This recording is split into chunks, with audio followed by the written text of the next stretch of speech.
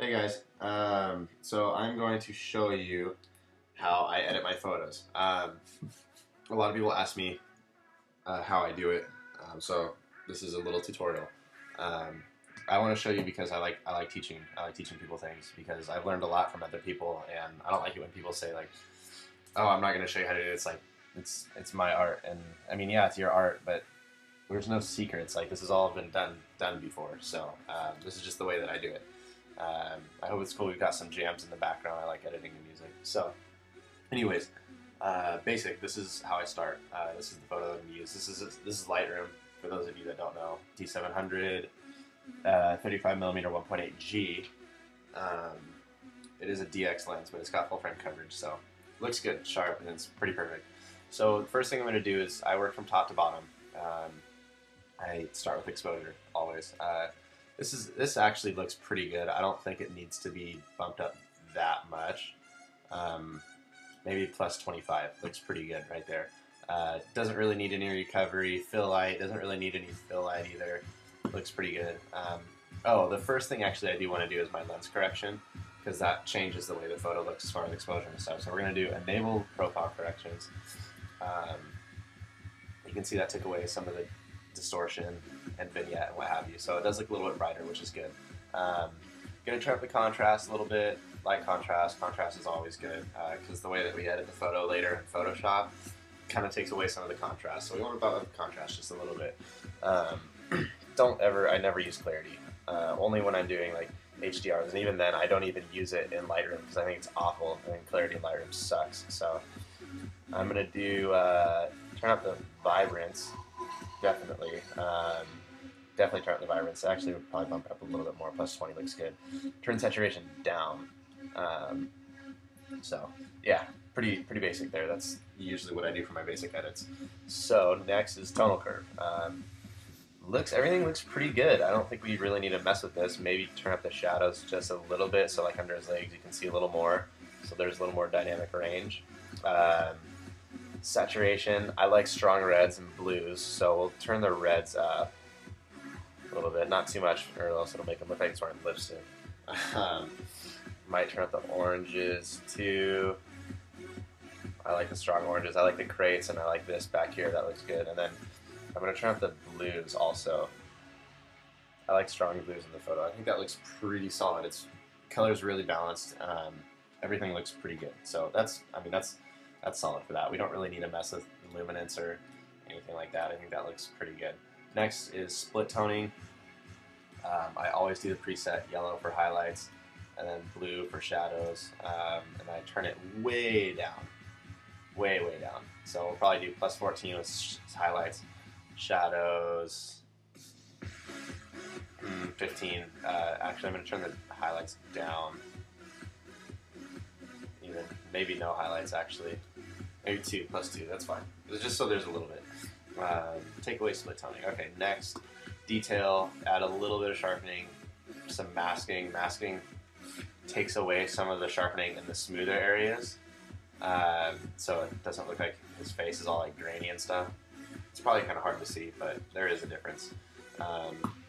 We already did our lens correction, so that's fine. Effects, post-crop vignetting. So I always add post-crop vignetting. I like the post-crop vignette. I think it looks good. Bring the midpoint back though, just a little bit. Feather it really well so it doesn't look like it's just actual vignette. It's just kind of faded in.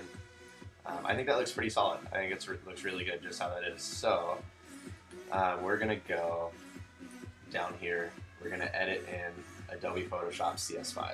That's basic edits. I wanted to go through that kind of quick just because there's really not a whole lot that goes into it. You just it's just fixing exposure and stuff like that.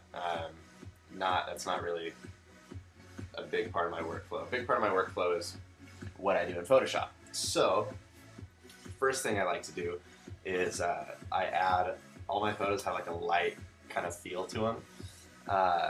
So that's what I'm going to do. There's like kind of a light overlay that goes over the photo, and I like that. I think that looks good. So this is what I do. I'm going to turn up the offset. That's what that does. It kind of ups the gamma a little bit, so it gives it kind of almost a gray layer that goes over the photo.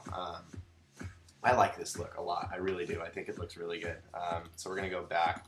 we're gonna go back to the background layer. Oh, and by the way, I'm kind of jumping all over the place, but this is the adjustments layer in Photoshop CS5. You can add it by just going window, and then adjustments. So it sits right there. This is how you should be editing your photos in Photoshop, because it adds new layers for everything. You don't have to make a new layer every time you make an edit for exposure or anything like that, and you can delete it. So like if I want to take that offset off, I can just hide it or turn it on or whatever. So pretty cool. So next thing I do is selective color. I go all the way down to blacks, and this is where I add my purples in my black area. So magenta, we're just gonna turn up the magenta. So I don't want to do too much. I mean, obviously I don't want to do too much, but you can kind of see down here it's got a purple hint to it. I like that. I think that looks really cool. Pretty cool. So I think that's pretty solid. I don't think we need to do much more. Maybe whites might go a little less yellow and maybe a little less cyan. There you go. So it takes away some of the green tint. I think that looks pretty good so far. I mean, there's not a whole lot more we have to really do to it. Sometimes in color balance, I go shadows and then add a little bit more magenta, but I don't think we really need to do that for this photo's sake. I think that looks pretty solid how that is. So we can delete that layer. Still kind of green. I think the green kind of adds like a cool feel to it though. I think that looks pretty good. I don't really think there's a whole lot more we need to do to this. I might actually turn up the offset just a little bit more. Actually, no, maybe not. That was a dumb idea. All right, so there we go. That looks, I mean, that looks pretty solid. There's not a whole lot more we need to do to it. So this is next thing that I do is I add some sort of typography.